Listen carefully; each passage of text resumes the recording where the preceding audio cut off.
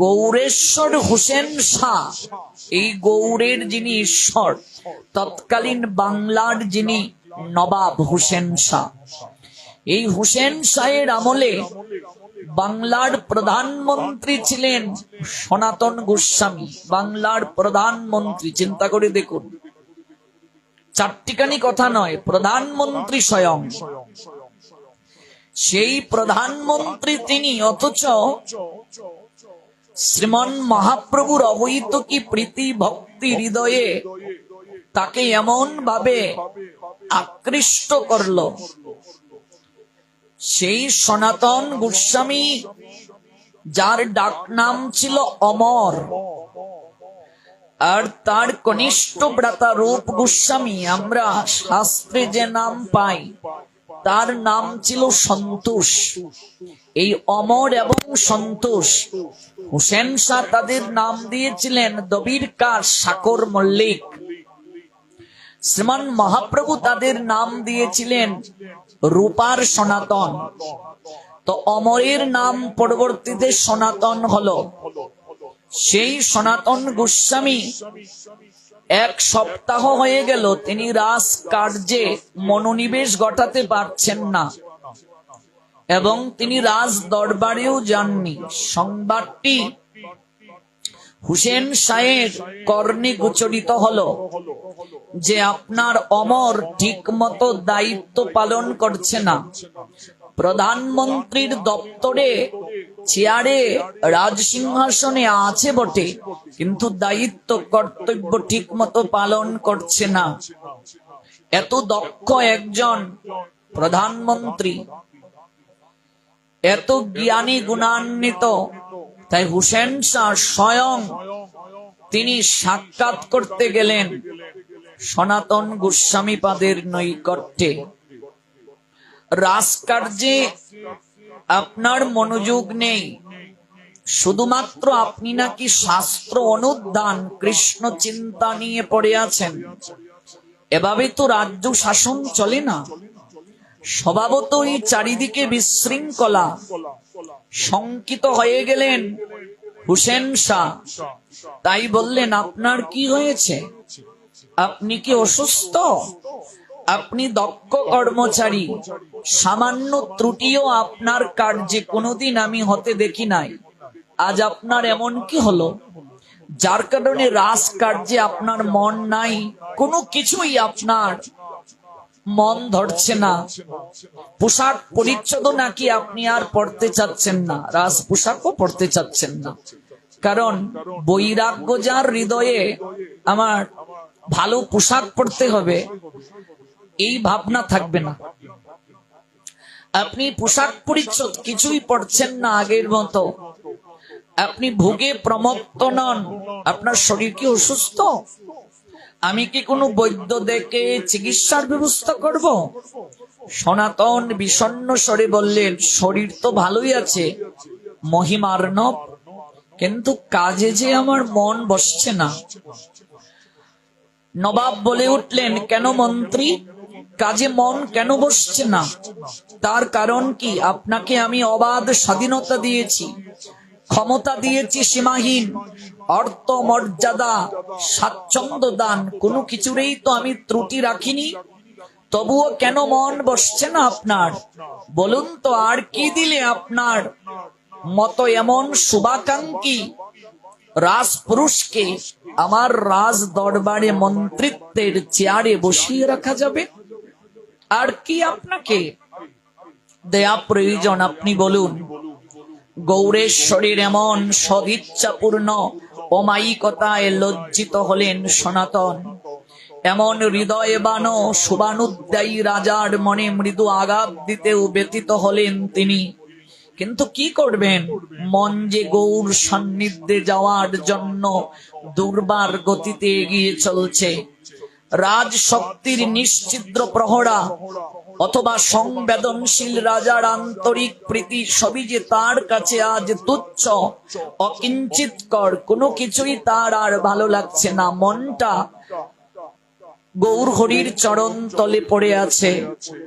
সনাতন বললেন, হে গৌরেশ্বর, হে মহারাজ, আমি দীর্ঘ বছর যাবৎ আপনার এই প্রধানমন্ত্রীর দপ্তরকে যথাযথভাবে আমি চালিয়েছি, আপনার দায়িত্ব পালন আমি করে এসেছি।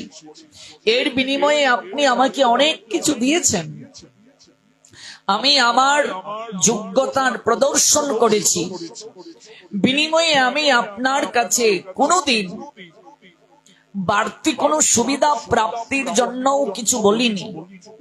আজ আমি আপনার কাছে একটা ভিক্ষা চাইব।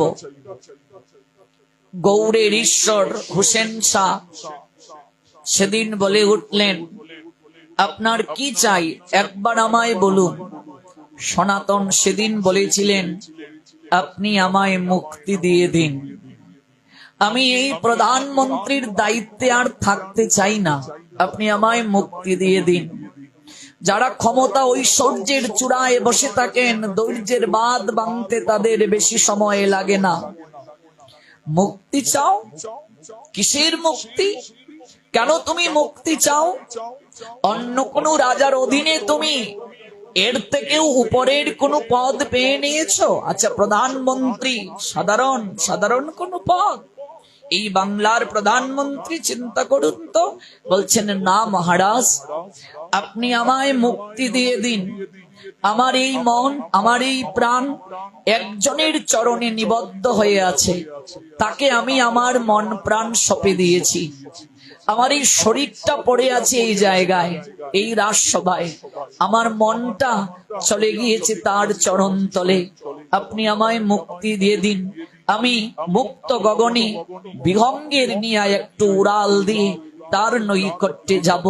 তিনি আর কেউ নন, তিনি হলেন নবদ্বীপ চন্দ্র শ্রীকৃষ্ণ চৈতন্য মহাপ্রভু। জগতের লোক তাকে কাঙ্গালের ঠাকুর বলে, কাঙ্গালের নাথ বলে। আপনি আমায় মুক্তি দিয়ে দিন। না মন্ত্রী, তা তো হবে না, তা তো হতে পারে না। আপনার এই যোগ্যতা আমার রাজ্যের জন্য আশীর্বাদ। আপনি চাইলেই তো আর এই প্রধানমন্ত্রীর পদ ছেড়ে যেতে পারেন না। মাথা নত করে সনাতন বের হয়ে গেলেন। অনাহার অনিদ্রায় দুদিন দুরাত কাটলো তার। মন স্থির করে নিয়েছেন, যত শাস্তি আসুক না কেন আর নয়, যে কোনো ভাবেই এই মোহবন্ধন থেকে আমাকে ছিন্ন হতে হবে। ভেবে দেখুন, আমি তো পদমর্যাদা চাই, আমি তো উচ্চতর আসন চাই, ক্ষমতা চাই, সকল কিছুই চাই, কিন্তু একবার ভাবুন, যে পেয়েছে নামের মিঠা সে কি অন্য মিঠা চায়? যে বৈরাগ্য, যে কৃষ্ণ প্রেম, গৌর প্রেম, এই প্রেম সম্পদ লাভ করেছে, বাকি সকল কিছু তার কাছে গৌণ হয়ে যায়।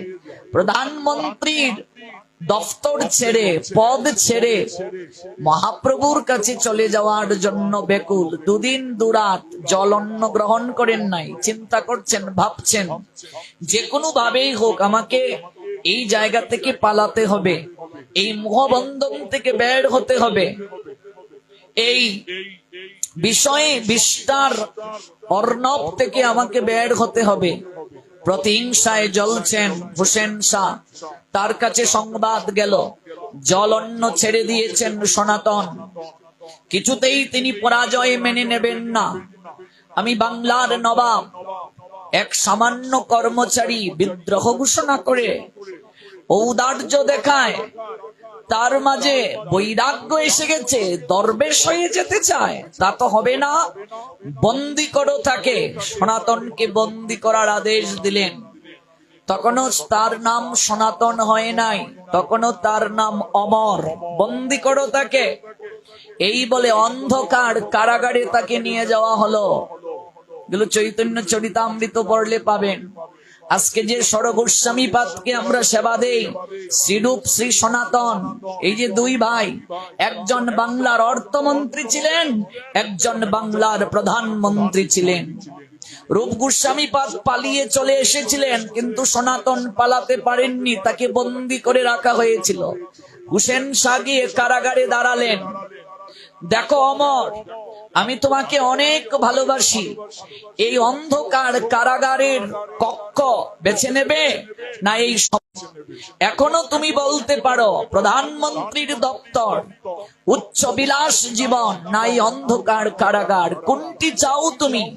তোমাকে আমি শেষবারের মতো জিজ্ঞেস করছি। মাথা নত করে রইলেন সনাতন গোস্বামী পাদ।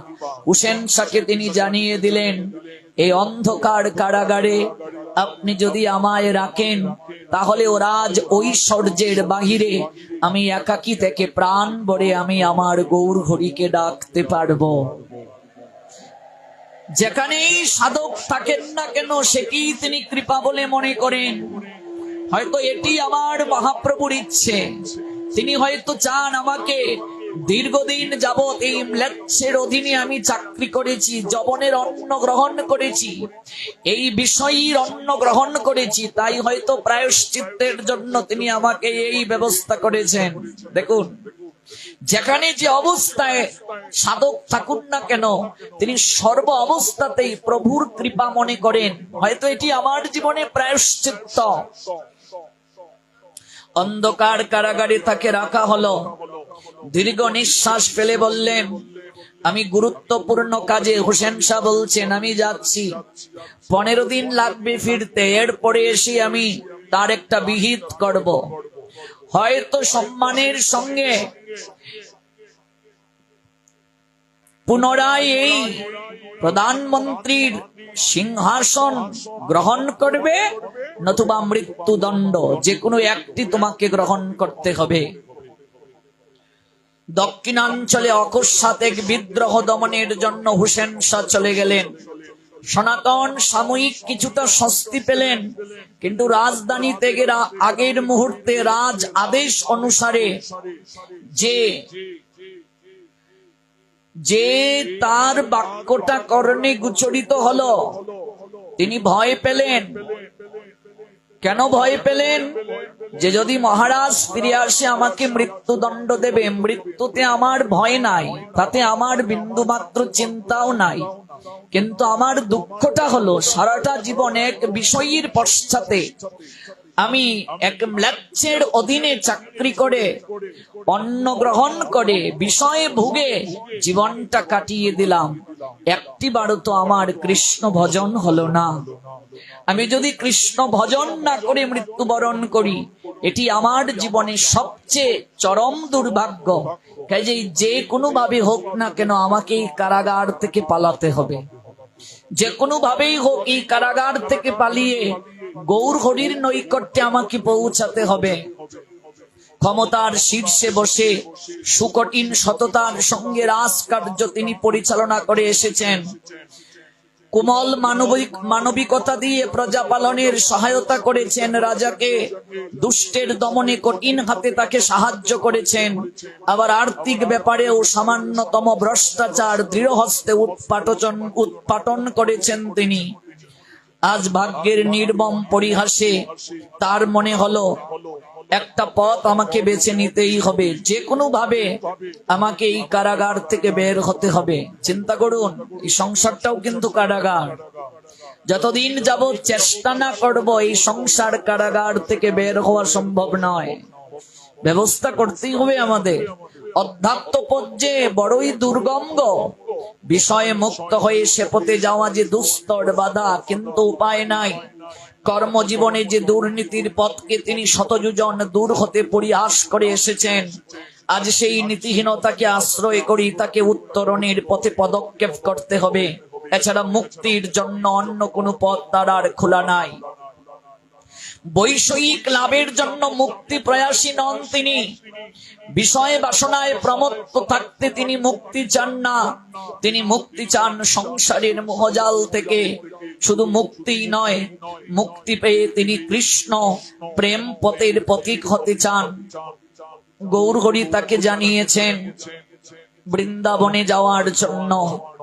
কাজেই তিনি চিরশান্তির পথে যেতে চান। সকল সম্বন্ধ তিনি বিচ্ছিন্ন করে মুক্তির স্বাদ আস্বাদন করতে চান। কারাগারের প্রধান যে রক্ষী তাকে গোপনে ডাকলেন, তুমি তো আমার পরিচয় জানো, অতীতে কতবার আমি কতভাবে তোমায় সহযোগিতা করেছি, তোমার উপকার করেছি, নিশ্চয়ই তুমি ভুলে যাও নাই। যদি অকৃতজ্ঞ না হও, আজকে এই দুর্দিনে তুমি আমাকে নিশ্চয়ই আশাহত করবে না। তুমি আমাকে কারাগার থেকে মুক্তির ব্যবস্থা করে দাও, এতে তোমার মঙ্গল হবে। ঈশ্বর তোমার এবং তোমার পরিবারের মঙ্গল করবেন। রক্ষী অকৃতজ্ঞ নয়, মাথা নিচু করে বললেন, আপনাকে অমান্য করি এমন স্পর্ধা আমার নাই, কিন্তু এই অপরাধের জন্য হোসেন শাহ আমাকে মৃত্যুদণ্ড দেবেন, তখন আমি কি করব? আমাকে ক্ষমা করুন। আপনি সব জেনে শুনে আমার মতো ক্ষুদ্র চাপুষা কর্মচারীকে দয়া করে বিপদে ফেলবেন না, এটা আমার বিনীত অনুরোধ আপনার কাছে। সনাতন গোস্বামীপাদ বললেন, তোমাকে আমি বিপদে ফেলে যাব না, কিন্তু তুমি তো জানো কোন উদ্দেশ্যে আমি রাজকার্য থেকে মুক্তি চাইছি। আমার আর এই রাজকার্যে বিন্দু বিসর্গ মন নেই।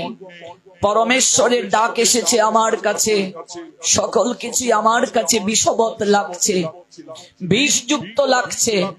এই সংসারের বিষয় অনল আমাকে দিবানিশি পুরাচ্ছে, আমার আর কোনো কিছু ভালো লাগছে না। পরমেশ্বরের ভজনার জন্য তুমি আমাকে একটু সহায়তা করো ভাই, আমি এই জন্য তোমার কাছে চিরকৃতজ্ঞ থাকব। আমি তোমার কাছে মধুময় শ্রী বৃন্দাবনে গিয়ে পরমেশ্বর ভগবানের কাছে প্রার্থনা করব তোমার জন্য। একটিবার তুমি আমাকে এই বিষয়ে বিষ্ঠা গর্ত থেকে একটু বের হওয়ার সুযোগ করে দাও, ধন্য হব আমি, তোমার কাছে চিরকৃতজ্ঞ থাকবো। এর প্রতিদানে তুমি আমার কাছে যা চাও আমি তোমায় তাই দেব।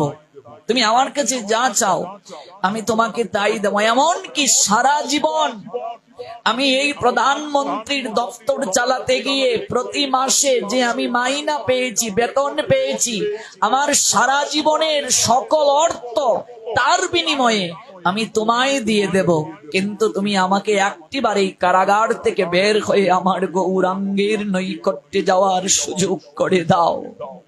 সারা জীবনের উপার্জন আমি তোমায় দিয়ে দেব, কিন্তু একটিবার তুমি আমায় কারাগার থেকে মুক্তির ব্যবস্থাটা করে দাও।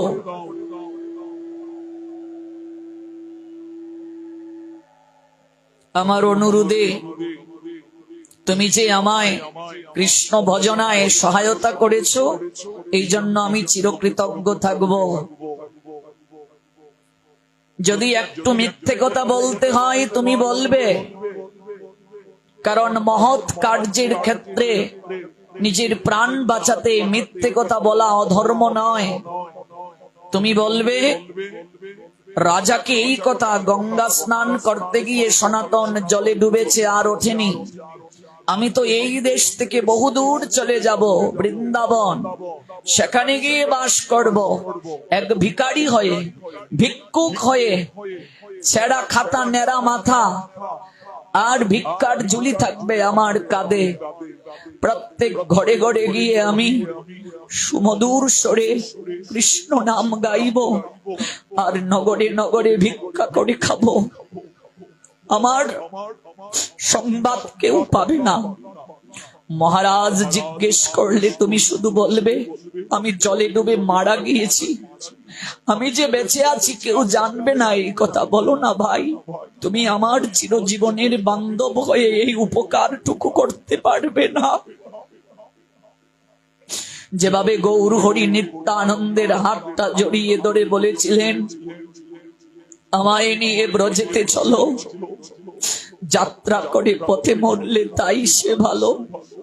আমি ব্রজে যাব, মেঘে খাবো, অসার প্রাণ আর রাখবো না, ব্রজের আশাতে প্রাণ বাঁচে না, আমার ব্রজে যাওয়া হলো না। যেভাবে গৌর হরি বৃন্দাবনে যাওয়ার জন্য হৃদয়ে মাঝে গভীর বেদনা অনুভব করেছিলেন, সনাতন হাতটা ধরে কারারক্ষীকে বলছেন, ভাই আমার জন্য এই কাজটুকু করতে পারবে না, আমি তো আর কোনোদিন ফিরে আসবো না। সকল কিছু ত্যাগ করে এই সংসারের মায়া মোহ কাটিয়ে আমি সকল কিছু জলাঞ্জলি দিয়ে সুদূর বৃন্দাবনে চলে যাচ্ছি। আমার সংবাদ কেউ পাবে না। আমাকে আমাকে একটিবার বের করে দাও, আমি তার বিনিময়ে তোমাকে 7,000 স্বর্ণ মুদ্রা দিয়ে যাব। আজ থেকে 500 বছর আগে 7,000 স্বর্ণ মুদ্রা, বুঝতে পারছেন কত টাকা? 7,000 স্বর্ণ মুদ্রা। আজ থেকে 500 বছর আগে 7,000 স্বর্ণ মুদ্রা। 7,000 স্বর্ণ মুদ্রা ওই কারারক্ষকের হাতে দিয়ে বললেন, একটিবার আমাকে বের হওয়ার ব্যবস্থা করে দাও, 7,000 স্বর্ণ মুদ্রা নাও। জীবনে কোনোদিন তোমাকে আর চাকরি করতে হবে না, 7 পুরুষ বসে খেতে পারবে। কারারক্ষক 7,000 স্বর্ণ মুদ্রা হাতে নিয়ে অবাক বিস্ময়ে ভাবছেন, এই সুযোগটি হাতছাড়া করা যাবে না। সনাতনকে কারাগার থেকে মুক্ত করে দিলেন, একটা নৌকায় নিয়ে তুললেন। রাত তখন। নৌকাটা বেয়ে ওপারে গিয়ে যখন নৌকাটা লাগলো কারারক্ষক তখন নৌকাটা ভাসিয়ে দেবেন। হঠাৎ তার মনে হলো 7,000 স্বর্ণ মুদ্রা আমার কাছে দিয়ে জনমের তরে একটা লোক প্রধানমন্ত্রীর দপ্তর ছেড়ে বৃন্দাবনে চলে যেতে চাইছে। কি আছে বৃন্দাবনে গিয়ে? ছেঁড়া খাতা নেড়া মাথা আর কাঁধে ভিক্ষার ঝুলি দিয়ে কৃষ্ণ নাম করার মাঝে কি আছে? এর মাঝে এই কৃষ্ণ নাম করার মাঝে এমন কি সুখ আছে? এই কৃষ্ণ ভজন করার মাঝে এমন কি সুখ আছে? 7,000 স্বর্ণ মুদ্রা আমাকে দিয়ে সারা জীবনের উপার্জন দিয়ে ভিক্ষুকের ন্যায় জীবন কাটানোর মাঝে এমন কি সুখ আছে? দূর থেকে একটা প্রণাম দিয়ে বললেন, হে পথিক, হে কৃষ্ণ পথের পথিক, যাও তুমি নির্বিঘ্নে, কেউ যেন তোমাকে বাধা না দেয়। তোমার মতো আমি এতটা সদয়, এতটা আমি ত্যাগী হতে পারি নাই, কিন্তু আজ তুমি আমায় একটা পরম শিক্ষা দিয়ে গেলে।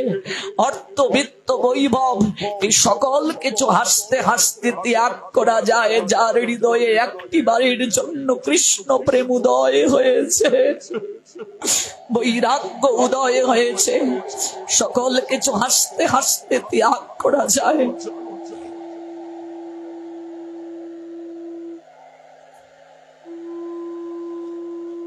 গৌর হরির সান্নিধ্য পাগল মুক্তি প্রয়াসী মন অঙ্গীকার করে নিল। গঙ্গা পার হয়ে রাত্রিবেলায় সনাতন দৌড় শুরু করলেন, পিছনে কেউ যেন না দেখে। মুক্তি দুর্বার আনন্দে গৌরাঙ্গ সন্নিধানে ছুটতে লাগলেন। ভেতরে একটাই কেবল অনুরণন, হে গৌর হরি, কেউ যেন আমার পথটা অবরুদ্ধ না করে, কেউ যেন আমায় চিনতে না পারে। গৌর হরি, আমি সকল কিছুকে ত্যাগ করে তোমার নৈকট্যে আমি ছুটে আসছি প্রভু। এই রাতটা প্রভাত হতে হতে যেন আমি অনেক দূর পর্যন্ত ছুটে যেতে পারি, কেউ যেন আমায় না দেখে। হঠাৎ পিছনে একজন ডাকছেন, বাবু বাবু। তাকিয়ে দেখলেন ভৃত্য ঈশান। প্রধানমন্ত্রী যখন তিনি ছিলেন, তার চাকর ঈশান, যে ঈশান তার সেবা করেছেন, সেই ভৃত্য ঈশান নিঃশব্দে গঙ্গার সাঁতরে পার হয়ে এসেছে। বাবু, আপনি চলে যাচ্ছেন সকল কিছুকে ত্যাগ করে, জলাঞ্জলি দিয়ে গৌর হরির চরণ সান্নিধ্যে, সেখান থেকে বৃন্দাবন। এই সারা জীবন আমি যে আপনার সেবা করলাম, এই বৃদ্ধ চাকরটাকে আপনি একা একা রেখে যাচ্ছেন। এই বৃদ্ধ চাকরটাকে আপনি একা একা রেখে যাচ্ছেন। বাবু, যদি যেতে হয় আমাকেও সঙ্গে নিয়ে চলুন, আমি আপনাকে ছেড়ে থাকতে পারবো না। সনাতন অবাক হয়ে তাকিয়ে দেখলেন তার চাকর ঈশান দীর্ঘদিন তার সেবা করেছে। বহু অনুনয়ে বিনয়ে করে বলছেন, ঈশান তুমি রাজ্যে ফিরে চলো, জঙ্গলময় দুর্গম পথে তুমি আমার সঙ্গী হইও না। ভক্তির পথ অনেক দুর্গম, অনেক কষ্টকর, আমি যে পথে যাব এই পথে তুমি পারবে না। ঈশান তুমি ফিরে চলো, তুমি আমার অনেক সেবা করেছ, আমি আমি তোমার মুক্তির কথা গৌরাঙ্গ চরণে আবেদন জানাবো। বৃন্দাবনে ভজন করতে গিয়ে তোমার কথা আমার মনে থাকবে। ঈশান তুমি ফিরে চলো। ঈশান ফিরে যাওয়ার পাত্র নয়, চরণে পড়ে রইল, আমি যাব না, আমায় সঙ্গে নিয়ে চলুন। জঙ্গলময় দুর্গম পথে চলতে চলতে ক্লান্ত হয়ে মাঝে মাঝে গাছের তলে বিশ্রাম নিয়েছেন, আবার একটু সুস্থ বোধ করলে ধীরে ধীরে চলছেন। সামান্য ফলমূল ঈশানী সংগ্রহ করে দিয়েছে। এমনি করে চলতে চলতে একটা পাহাড়ের নিচে বিকেল বেলা এসে হাজির হন। ওই পাহাড়টার নাম হলো পাতুরা। ওই পাহাড়টার কাছেই ছিল একটা ক্ষুদ্র লোকালয়।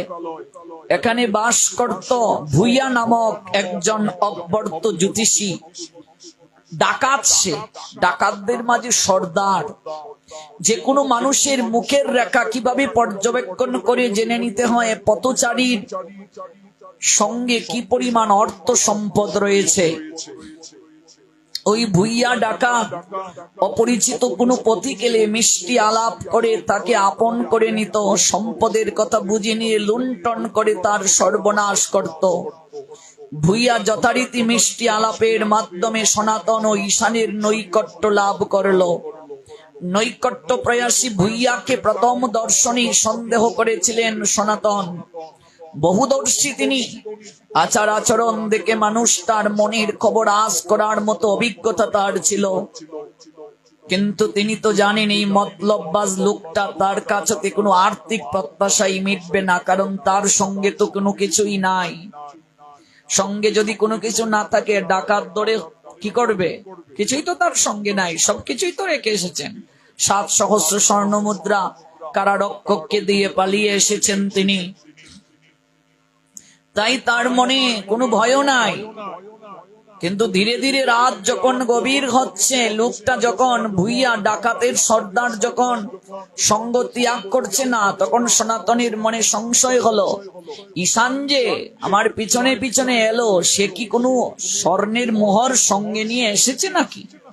সনাতন মনে মনে চিন্তা করছেন, ঈশানের কাছে কোনো সম্পদের সন্ধান পেয়েছে কিনা লোকটা। হয়তো হতে পারে ঈশান তো নিবিড় ভাবে তার সংসারের সঙ্গে জড়িত ছিল। সাংসারিক ব্যয়ভারের সব দায়িত্ব ঈশানকে তিনি দিয়েছেন। প্রভুর কাজে লাগবে মনে করে সে যদি সংসার খরচের অর্থ কিছুটা সঙ্গে করে নিয়ে আসে, সনাতন মনে করলেন এই দুর্বৃত্তটা কি সেই অর্থের সন্ধান পেল। সংশয় মুক্ত হওয়ার জন্য ঈশানকে তিনি নিকটে ডাকলেন, বাবা ঈশান, সত্য করে বলো তো, তোমার কাছে কি কিছু স্বর্ণ মুদ্রা মোহর আছে নাকি? এমন সরাসরি প্রশ্নে হতচকিত হলো ঈশান। প্রশ্নের উত্তর খুঁজে না পেয়ে প্রভুর মুখের দিকে অপলক দৃষ্টিতে চেয়ে রইল। সনাতন নাচুর বান্দা, চুপ করে রইলে যে? এবার মাথা নিচু করে জবাব দিল, হুজুর, আপনি যখন সকল কিছু কারারক্ষককে দিয়ে চলে এলেন, তখন মনে মনে ভাবলাম বৃন্দাবনে যাওয়ার সে তো অনেকটা পথ, মাঝপথে তো কিছু টাকা করি প্রয়োজন। তাই আমি 15টা মোহর আমি এই থলের মাঝে নিয়ে এসেছি, আমার মনিবের সেবায় যদি লাগে। 15টা আমি মোহর সঙ্গে নিয়ে এসেছি। সনাতন বললেন, ঈশান, সকল কিছুকে জলাঞ্জলি দিয়ে বৃন্দাবন মানুষ যায়, সবকিছু নিয়ে বৃন্দাবনে যাওয়া যায় না ঈশান। সকল কিছুকে জলাঞ্জলি দিয়ে ওই পথে যেতে হয়, জলাঞ্জলি না দিলে ওই পথে যাওয়া যায় না। তুমি ভুল করেছো ঈশান। তোমার এই মোহরের সন্ধান হয়তো ডাকাতের সর্দার পেয়েছে, তা না হলে ভিজে বেড়ালের মতো সন্ধে থেকে আমাদের সঙ্গে লেফটে কেন বসে আছে? তুমি তো নিজে মরবে, আমাকেও মারবে। এই মোহরগুলো তুমি ওই ভুইয়া ডাকাতের হাতে তুলে দাও। কি বলছেন, কি বলছেন বাবু? এই কেমন কথা আপনি বলছেন? এই 15টা স্বর্ণ মুদ্রা আপনার জন্য আমি নিয়ে এসেছি, এগুলো আমি ডাকাতের সর্দারের হাতে তুলে দেব? ঈশান, 7,000 স্বর্ণ মুদ্রা কারারক্ষককে আমি দিয়ে এসেছি, আর এই 15টা স্বর্ণ মুদ্রার প্রতি আমার লোভ থাকবে? ঈশান, এগুলো আমার চলার পথে বরং বিপত্তি বাড়াবে। সবগুলো মোহর তুমি তার হাতে তুলে দাও। সামান্য কটা মোহরের জন্য তুমি এত ভাবছো কেন ঈশান? আমি যে বিপুল স্বর্ণ মুদ্রা পায়ে ঠেলে চলে এসেছি, তুমি এগুলো বুঝবে না। শুধু শুনে রাখো, মোহর আমার দরকার নাই, কি করে পেট চলবে তাও আমি জানি না, কোথায় যাব, কোথায় গিয়ে উঠবো, কিভাবে আমি পৌঁছাবো তাও জানি না। কিন্তু একটা কথা আমি জানি, আমি যার চরণে মন প্রাণ সর্বস্ব সমর্পণ করে দিয়েছি, তিনি কেবল নবদ্বীপ চন্দ্র গৌরাঙ্গ সুন্দর নন, তিনি কেবল সন্ন্যাসী শ্রীকৃষ্ণ চৈতন্য মহাপ্রভু নন। আমি তাকে চিনতে পেরেছি ঈশান, তিনি স্বয়ং ভবের ঘাটের মাঝি পরমেশ্বর ভগবান। তার চরণে একবার যে সকল কিছু সঁপে দিতে পারে, তার জীবনে কোনো কিছুর অভাব হয় না। এই পথে আহারের অভাব হয় না, এই পথে কোনো কিছুর অভাব হয় না। এই স্বর্ণ মুদ্রাগুলো তুমি তার হাতে তুলে দাও, তুলে দাও, তুলে দাও। যদি আমাকে মনিব মনে করে থাকো, আমার আদেশ তুমি পালন করো। কি উত্তর দেবে ঈশান? সনাতনীর মুখের দিকে অনিমেষ চেয়ে রইল। ঈশানের মুখ দেখে মায়া হলো সনাতনীর। ওর কাছ হতে মোহর গুলো আদায় করে একটা মাত্র মোহর ঈশানকে ফিরিয়ে দিল। এই নাও, এই মোহরটা নিয়ে তুমি তোমার গৃহে ফিরে যাবে, ভুল ক্রমেও তুমি আমার আর সঙ্গে আসবে না। বাকি 14টা স্বর্ণ মুদ্রা তুমি এই ডাকাতের সর্দারের হাতে তুলে দিয়ে যাও। দেখুন, এখনকার বৈষ্ণবতা আর ষড়গোস্বামী পাদগণের জীবনী পড়লে আমরা জানতে পারি তাদের বৈষ্ণবতা, তাদের বৈরাগ্য কত কঠিন ছিল। এটি পালন করা হয়তো আমার পক্ষে সম্ভব নয়, আমি তো কোনোদিন কল্পনাও করতে পারিনি, কিন্তু অন্তত এই লীলাগুলো শ্রবণ করলে আমাদের হৃদয়ের ময়লা যদি কিছুটা দূর হয়, কিছুটা হলেও যদি পরিবর্তন আমাদের চিত্তে হয়, তাতেও কম কিসের। মোহর গুলো 14টি মোহর হাতে নিয়ে সনাতন ডাকাতের সর্দার ভুইয়ার কাছে গিয়ে বলছেন, ভুইয়া, তুমি কেন আমাদের পিছনে ছুটছ সবই জানি, এই নাও 14টা মোহর আছে, তুমি নিয়ে যাও, কেউ কিছু জানবে না। তুমি যে ডাকাত এটি আমি আমার বৃত্তকেও বলবো না, তোমাকে যে আমি দিচ্ছি এও কাউকে প্রকাশ করবে না, তুমি নিয়ে যাও। ভুইয়া তাকিয়ে রইল সনাতনের দিকে। এতকাল ধরে লুণ্ঠন করে হাত পাকিয়েছে সে, আজ পর্যন্ত যাদের কাছেই সে ডাকাতি করতে গিয়েছে, যাদের কাছে তারা ডাকাতি করেছে, তারা প্রতিরোধ করেছে, কিন্তু বিনা প্রতিরোধে, বিনা বাধায়, বিনা বিপত্তিতে একজন লোক 14টা স্বর্ণ মুদ্রা মোহর আপনা থেকেই দিয়ে দিল। ভুইয়া অবাক হয়েছে, শ্রদ্ধায় মাথা নত হয়ে গেল ভুইয়ার। যখন সনাতন চলে যাবেন, ভুইয়া সনাতনের দিকে তাকিয়ে বলছে, একটি কথা আমার জানার আছে আপনার কাছে, আপনি কে সত্যি করে বলুন তো? আমি সারাটা জীবন ডাকাতি করতে করতে ডাকাতের সর্দার হয়েছি, প্রতিরোধ ব্যতীত কারো কাছ থেকে আমি কোনো কিছু লুণ্ঠন করতে পারিনি, অথচ আপনি স্বইচ্ছায় আমার কাছে 15টা মোহর ছিল, 14টা মোহর দিয়ে গেলেন, একটা মোহর আপনার ভৃত্যকে দিয়ে বাড়ি চলে যাওয়ার জন্য বললেন। আপনি সাধারণ কেউ নয়। সত্যি করে বলুন, আপনি কে? আপনি সাধারণ কেউ হতে পারেন না। এমনও কেউ হতে পারে 14টা মোহর আপনা থেকে দিয়ে গেল, কোনো কিছু বলল না। তখন তিনি বললেন, দেখো ভুইয়া, আমি এই বাংলার প্রধানমন্ত্রী আমি। আজকে আমি সকল কিছু ছেড়ে এই এই ছেঁড়া বস্ত্র পরিধান করে আমি মধুময় শ্রী বৃন্দাবনের উদ্দেশ্যে যাত্রা করেছি। পথিমধ্যে আমার প্রাণের ঠাকুর গৌর হরির চরণ সান্নিধ্যে আমি যাব। সকল কিছু ত্যাগ করে আমি ফিরে এসেছি। তুমি আর কোনো কিছু আমায় জানতে চাইও না। আমি এবার যাই আমি এবার। ভুইয়া হতবাক হয়ে গেল, তার বাক স্তব্ধ হয়ে গেল। কি বলবো বুঝতে পারছে না। এক পা দুপা করে যখন সনাতন এগিয়ে উঠলেন, তখন ভুইয়া পিছনে ডাকলো, একটিবার ফিরে তাকান, একটিবার আপনি ফিরে তাকান প্রভু। এই মোহরগুলো আমার প্রয়োজন নেই। এই 14টা মোহর আমি আপনার চরণ তলে রাখলাম। যে বিশেষ সম্পদ পাওয়ার জন্য আপনি প্রধানমন্ত্রীর চেয়ার ছেড়ে আজকে বৃন্দাবনের পথে যাত্রা করছেন, সেই প্রেম সম্পদ আপনি আমায় একটু ভিক্ষা দিয়ে যান। এই 14টা মোহর, 14টা স্বর্ণ মুদ্রা আমার প্রয়োজন নেই। এই মোহর আমি আপনার পায়ের কাছে আমি রেখে দিলাম। যে বিশেষ সম্পদ প্রাপ্তির জন্য আপনি সকল কিছুকে ত্যাগ করে প্রধানমন্ত্রীর চেয়ার ছেড়ে মধুময় শ্রী বৃন্দাবনের পথে যাত্রা করলেন, প্রাণের ঠাকুর গৌর হরির চরণে যাওয়ার জন্য আপনি ছুটে বেড়ালেন। ওই প্রেম সম্পদ, খানিকটা প্রেম সম্পদ আমায় একটু কৃষ্ণ প্রেমধন, একটু কৃষ্ণ প্রেমধন ভিক্ষা দিয়ে যান। একটু প্রেম সম্পদ আপনি আমায় ভিক্ষা দিয়ে যান। আমি আর কিছু চাই না। একটু প্রেম সম্পদ আপনি আমায় ভিক্ষা দিয়ে যান। এই বলে সনাতনের পায়ে বারবার মাথা ঠেকিয়ে ওই ভুইয়া লুটিয়ে পড়লো। একটিবার আমায় একটু প্রেমালিঙ্গনে দিয়ে যান।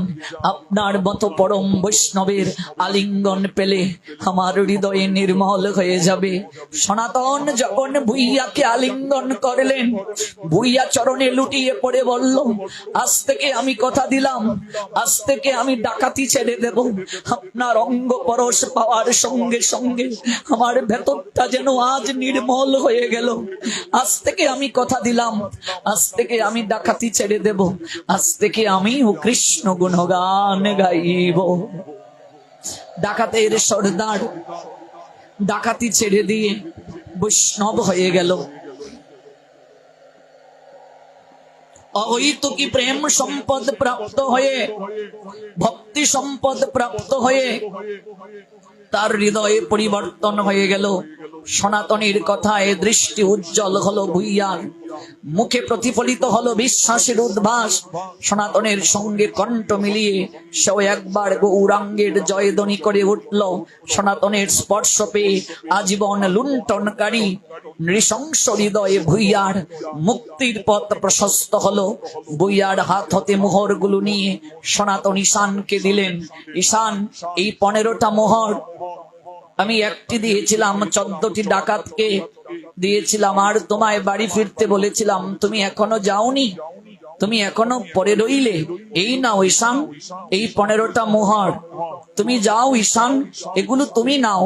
আমি তো আগেই তোমাকে বলেছি আমি এখন ভিখারি বৈষ্ণব, আমার কোনো কিছু প্রয়োজন নেই, কিন্তু একটা কথা, এই মোহরগুলো নাও, তুমি আমার সঙ্গ ত্যাগ করো। সনাতনের কথায় বহুদিনের বিশ্বস্ত বৃত্ত ঈশান ব্যতীত হলেন। শত অনুনয় আর প্রভুর সঙ্গে যাওয়ার অধিকার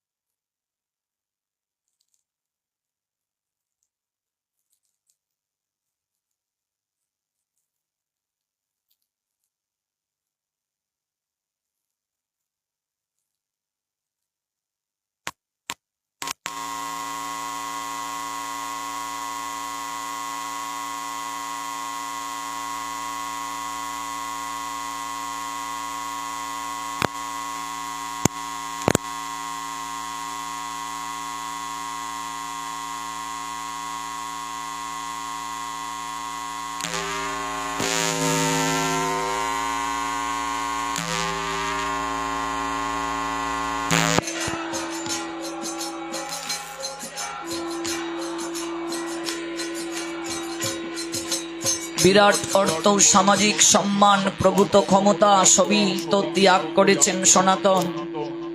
সবশেষে সেদিন একমাত্র বন্ধন ঈশানকেও মাস পথে ত্যাগ করে সর্বার্থে সর্বত্যাগী সন্ন্যাসী হয়ে গৌরাঙ্গ সন্নিধানের উদ্দেশ্যে ছুটতে লাগলেন। মুখে কখনো গৌর, কখনো কৃষ্ণ কৃষ্ণ এমন করে অবিরাম চলার পরে সন্ধ্যায় আশ্রয় নিলেন একটা গ্রামের প্রান্তে, প্রায় নিঝুম একটা উদ্যান বাটির প্রাঙ্গণে। ওই গ্রামের নাম হাজিপুর। সারাদিন অভুক্ত, তাই চোখে ঘুম নাই, কিন্তু মনেও কোনো খেদ নাই। অভুক্তির অস্বস্তি বলছেন সারাক্ষণ, অনুচ্চ কণ্ঠে জপ করে কাটাচ্ছেন। সেদিন উদ্যান বাটির সংলগ্ন গৃহটিতে আশ্রয় নিয়েছিলেন। তার লোকজন সহ এক ধ্বনিপথিক। সমস্ত রাত ধরে প্রাঙ্গণ হতে অবিরাম কৃষ্ণধ্বনি ভেসে আসায় কৌতূহলী হয়ে উঠলেন তিনি। লোক পাঠালেন, তার মারফত জানতে চাইলেন। পথশ্রমে ক্লান্ত ও বিষণ্ণ দর্শনে এক সম্ভ্রান্ত মানুষ শীতে কাঁপতে কাঁপতে উন্মুক্ত প্রাঙ্গণে বসে অবিরাম কৃষ্ণ নাম করছেন। সাধু সন্ন্যাসী, এক সম্ভ্রান্ত মানুষ। পথিকার কৌতূহল ধরে রাখতে পারলেন না, নিজেই মানুষটার কাছে এসে দেখলেন। যা দেখলেন বিস্ময়ে তিনি অভিভূত। এ পথিকার কেউ নয়, এই পথিক সনাতনেরই ভগিনীপতি। তিনি হাজিপুরে এসেছিলেন জন্তু জানোয়ারের হাত হতে একটা ঘোড়া কেনার জন্য। সনাতনের মতো অভিজাত ব্যক্তি, যার আত্মীয়, অবশ্যই তিনি একজন ধনী। এমন অবস্থায় সনাতনকে দেখে তিনি বাক্রুদ্ধ হয়ে গেলেন। কাকে দেখছেন তিনি? ইনি কি সেই পরমাত্মীয় সনাতন? কোথায় গৌরের ঈশ্বর একান্ত বিশ্বাসভাজন প্রতাপশালী রাজ কর্মচারী? আর কোথায় প্রায় পরিচ্ছদহীন বিষণ্ণ দুঃখ ভারক্লিষ্ট একটা মানুষ? মানুষটিকে বারবার পর্যবেক্ষণ করতে করতে তিনি বিস্মিত হয়ে বললেন, আমি ভুল দেখছি না তো? এ কাকে দেখছি আমি? হতবাক ভগিনীপতি সনাতনীর কাছে বসে তাকে জড়িয়ে ধরে বললেন, অমর, আমি তো কিছুই বুঝতে পারছি না। এমন করুণ ভাব, এমন দুঃসহ শীতের মধ্যে খোলা আকাশের নিচে বসে তুমি কষ্ট পাচ্ছ কেন? ঘোড়ার হাটে সনাতনের ভগিনীপতি এসেছিলেন ঘোড়া কিনতে, আর এটার পাশে সারা রাত ওই মাঠের মাঝে বসে রাত হয়ে গেছে তো হরিনাম করছেন। একজন গিয়ে বলছেন, এখানে একজন বসে হরিনাম করছেন। ওই কৌতূহল বশত তিনি এলেন। এসে দেখেন এত অমর, সনাতনের আগের নাম। আর যিনি এসেছিলেন ঘোড়া কিনতে, উনিও তো সম্ভ্রান্ত ধনাঢ্য, সনাতনের ভগ্নিপতি তিনি হন। তোমার এই করুণ দশা কি করে হলো?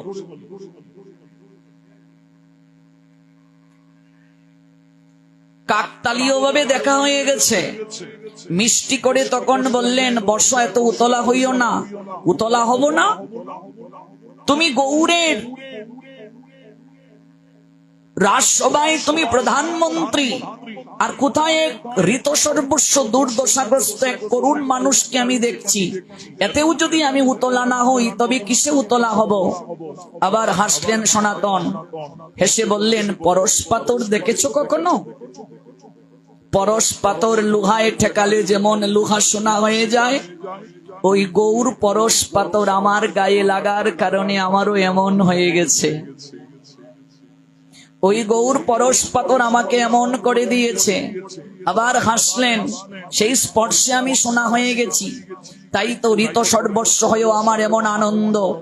তবে শোনো ভালো করে, শুধু আমি নই, সন্তোষও চলে গিয়েছে। রূপের কথা বলছেন, অনেক আগেই চলে গিয়েছে। আমি এখন বিশাল কর্মচারী নই, আমি এখন এই নিখিল ভুবনেশ্বরের প্রেমময় প্রেম ভিখারী। আবার চমকে উঠলেন ভগ্নিপতি, বলো কি সন্তোষ গৌরে নেই? কি বলছো তুমি? আমি কিছুই তো বুঝে উঠতে পারছি না, তাড়াতাড়ি করে বলো, এমন সর্বনাশ কি করে হলো? সনাতন বললেন, সর্বনাশ নয়, এমন সিদ্ধকাম মনো উচ্ছ্বাস কবে থেকে হলো এটি বলতে পারো? তোমাকে তো একটু আগেই বললাম পরশ পাথরের কথা। আমাদের পরশ পাথর হলেন নদিয়ার চাঁদ, আমাদের পরশ পাথর হলেন গৌরাঙ্গ সুন্দর। শ্রীকৃষ্ণ চৈতন্য মহাপ্রভু তিনি তো বৃন্দাবনের পথে কানাই নাটশালায় অবস্থান করছেন। আমরা কানাই নাটশালায় যাচ্ছি তার সাক্ষাতের জন্য। বাড়ি গিয়ে সংবাদটা দিও, স্বজনাদির কাছেও বলিও আমাদের ক্ষমা করে দিতে। আমরা দুই ভাই সংসারের বন্ধনকে ছিন্ন করে আমরা কানাইয়ের নাটশালা থেকে সন্ন্যাস নিয়ে মধুময় শ্রী বৃন্দাবনে যাব কৃষ্ণ ভজন করার জন্য। ভগিনীপতি অবাক বিস্ময়ে তাকিয়ে রইলেন আর ভাবলেন, এমনও কি হতে পারে?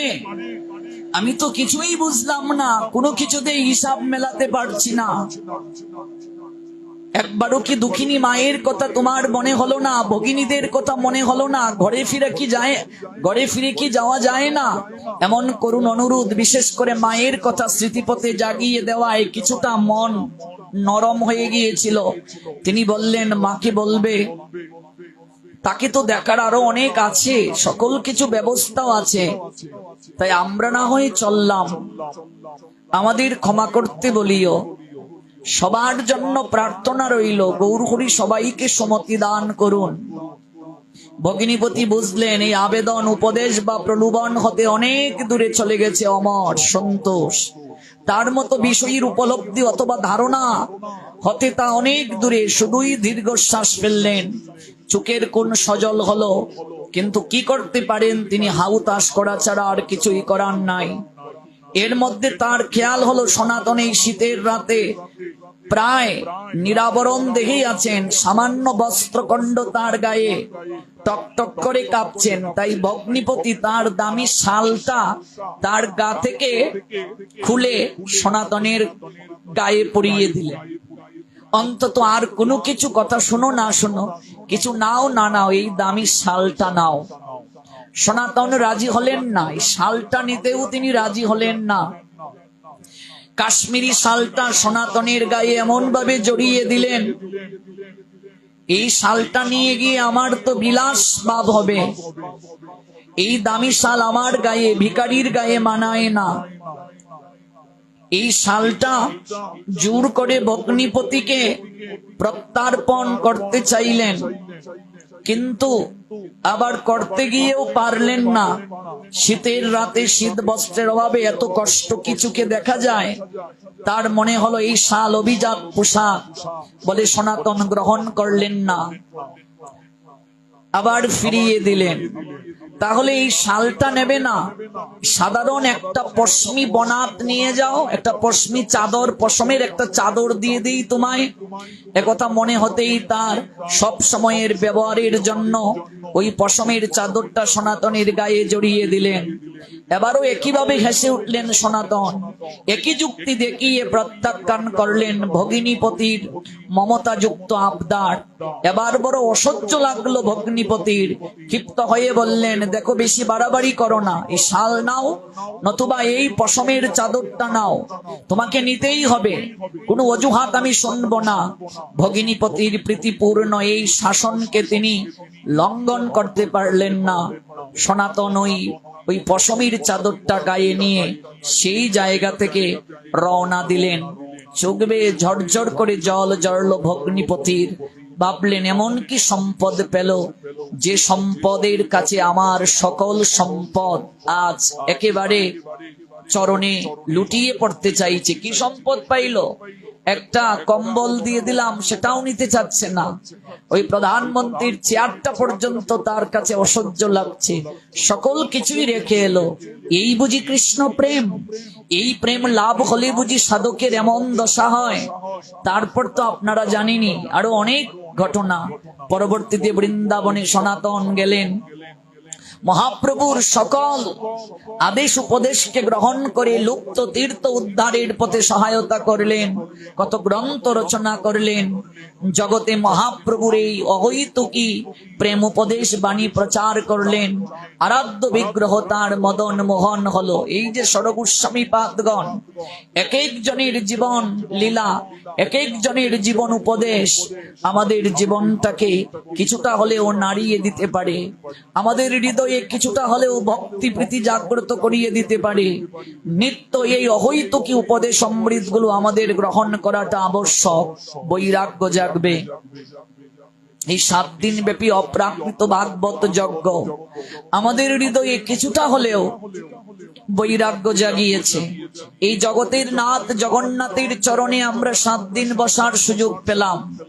একটি কথা না বললেই নয়, জগতের নাথ জগন্নাথ ভগবানের যত রূপ রয়েছে তন্মধ্যে জগন্নাথ রূপটা করুণাময় রূপ। এর থেকে করুণাময় রূপ আর হতে পারে না। কোন বিগ্রহে এরকম বড় বড় চক্ষু ভগবানের দেখেছেন? দেখেননি। কেন এই রূপ, কেন এই বড় বড় চোখ? তার কারণ হলো এই জগন্নাথের এই রূপে চোখের মাঝে পাতি নাই, পলক পড়ার সুযোগ নাই।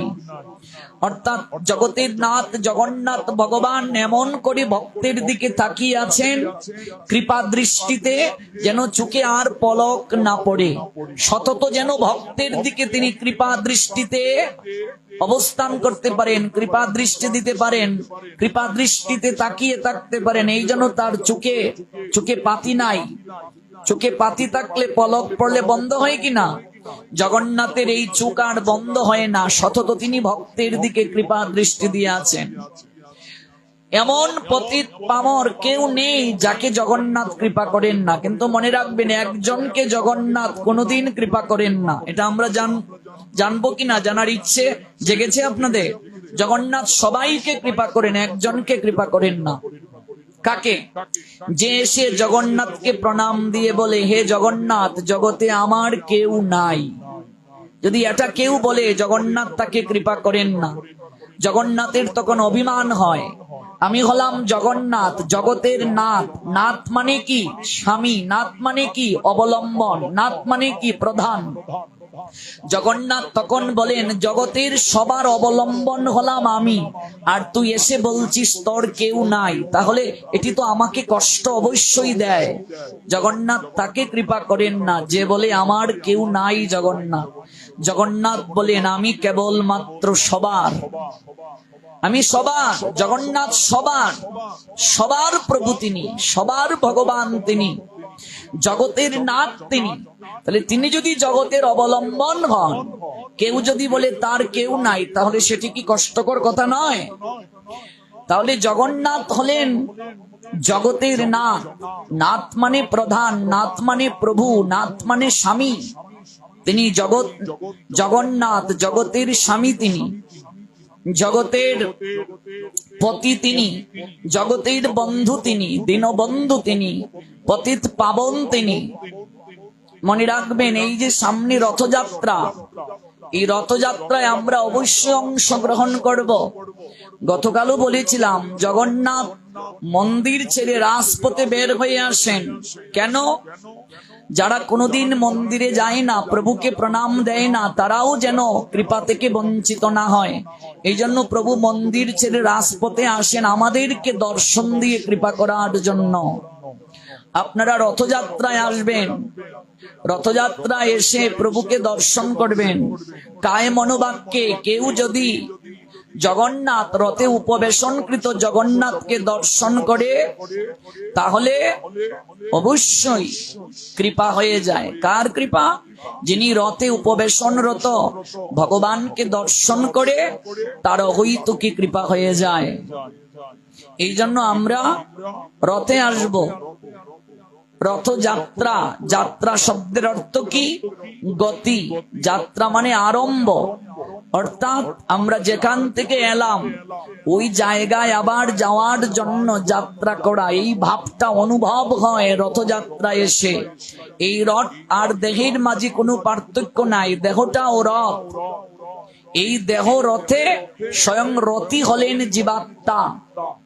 ওই দেহ থেকে যদি সারথি বের হয়ে যান, দেহটার যেমন মূল্য থাকে না, তেমনি ভাবে পুরীতে একমাত্র রথ কাঠ দ্বারা তৈরি হয়, প্রতি বছর কাঠ দিয়ে তৈরি হয়। রথযাত্রা অন্তে জগন্নাথ নেমে গেলে ওই রথটাকে ভেঙে ফেলা হয়, কাষ্ঠগুলো জ্বালানি রূপে ব্যবহার করা হয়। আমাদের এই শরীর থেকে সারথি চলে গেলে শরীরের মূল্য নেই, শরীর রথের মূল্য নেই। তেমনি ভাবে রথ থেকে জগন্নাথ নেমে গেলে রথের মূল্য নেই। এই যে অনুভব, মানুষ যেন এটি উপলব্ধি করতে পারে রথযাত্রায় এসে, জগন্নাথ দর্শন করতে এসে মানুষ যেন উপলব্ধি করতে পারে এই রূপটা হলো প্রেমময় রূপ, ভগবানের প্রেমময় রূপ জগন্নাথ রূপ।